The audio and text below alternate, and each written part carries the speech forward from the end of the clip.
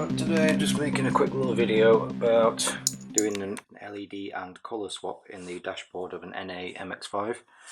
As you can see, the dashboard is out. This is not necessary to do the swap obviously, but I figured whilst I'm here I might as well. So what I've done is taken out these green holders, and actually a couple of the black ones as well, but I'm not doing the whole set, and swapped the bulbs with LED ones, which is fairly simple. These are just white.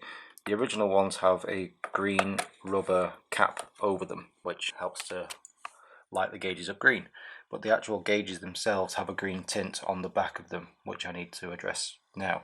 As you can see, I've also taken off the faceplate of the AC controls and gone with this Jazz Performance black brushed stainless steel one, which is really nice. So that just completely replaces the old thing, and the back of it is white, so that will also change the colour of it. And then the last thing to do is change the bulbs, which again have a green rubber cap on them, which you can take off, but if you're doing that you might as well just swap them with LED, because then they'll be a lot brighter as well. Lastly, one thing to do when doing all this, because getting this out is a right pain, you do have to take quite a large amount of stuff off to get this out in order to access these. So if you are taking this out, as you can see, the bolt holes at the front of it go into the center console, and then these are just hooked on to the relevant vent controls, etc. under the dashboard. So it can be a bit of a pain, but now you can see it does come out as one whole unit. So if you're just changing the lights in the back there without changing the front cover, then there will still be a slight bit of green. White LEDs, white backing on the faceplate, and that should come out white now. So I want the gauges to be the same. So looking at the wiring of the dashboard, these are the two clips that go into the back of the gauge cluster. As you can see, where the tab is determines which side it goes onto. So you can see this one goes on the right side. This is obviously backwards because of how the dashboard is, and this one will go on the left. Now, it's always a good idea to test the bulbs when you're swapping them for LEDs, because if they're in the wrong way then they won't work. So if you look on the back here, on the right side of the gauge cluster, you've got illumination positive and illumination negative. So that is H and I. So what you can do is, what I've done, is get yourself a 12 volt power supply, just like this. This is off just a battery charger I had upstairs, and I've just stuck a couple of wires in there. Obviously you need to be very careful with this because you are dealing with electricity.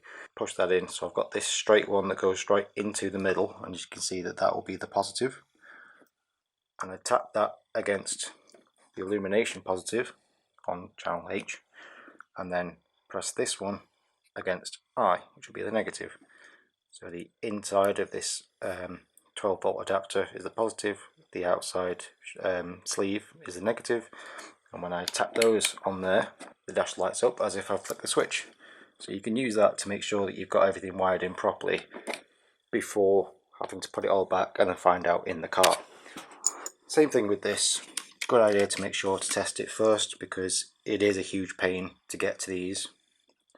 So the power for the LEDs is on this side, so it's this shape clip here. If you look on the back, there's two plugs that go into it. So these are the power terminals. The red is your positive, and the green and white is the negative. So again, just using this adapter, I would tap kind of just like that, and that will light it up, so I know that I've got these in the right way around, so that when I do put it all back in, I don't have to worry and start taking everything back off again in order to switch them back. So again, whilst the dashboard's out, I had a replacement set of switches, which are a lot nicer than this. So these also have LEDs in that you need to check, so you can see that you should be able to access these just by popping the vents out, but it's very fiddly. So whilst I've got access, I'm checking them here now. So there's an LED there, and it's just these plastic holders. It's like a Phillips head on top. So very gently use a screwdriver. There is a little green cover that covers all of the lights behind the dashboard. Now, I've already replaced mine, so this doesn't really matter, but you can see you can just peel that off like so. So to change the dials, it's just a case of pushing in tabs all the way around, which are just these push tabs, as you can see, and then the front with the clear plastic will just pop off. There you can see that front cover is now off, which gives us access to a bunch of Phillips head screws, very small ones, in order to take the actual dials off.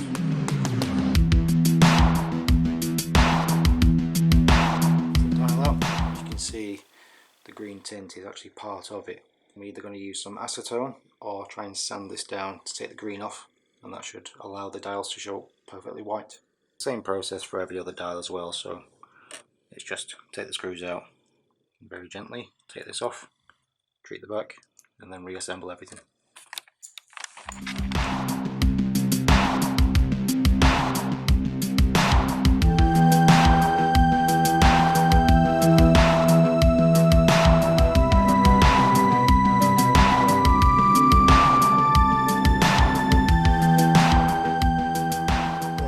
I was getting bored of the high grit sandpaper and just went for the finest Dremel sanding bit that I could find. To give that a go, which worked a lot better, so I'll just be going straight with this from now on. I've got to be gentle with it.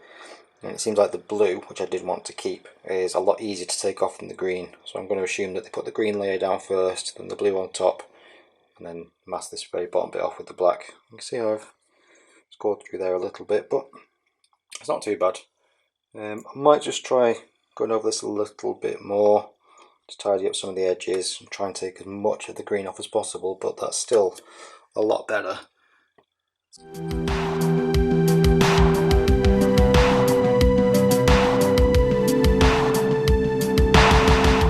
I've ground off all the green and then put blue and red, obviously for hot and cold. I've done the same thing as what I did with the BMW, just gone over the needles with a Sharpie.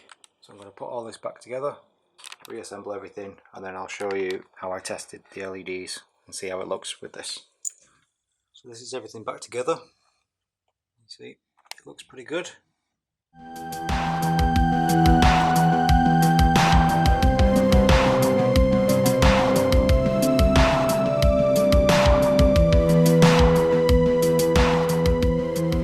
There we go, that's a bit of information in a quick video on how to refresh and replace all the bulbs on the Mk1 MX5 dash and instrument clusters and center console. Thanks for watching.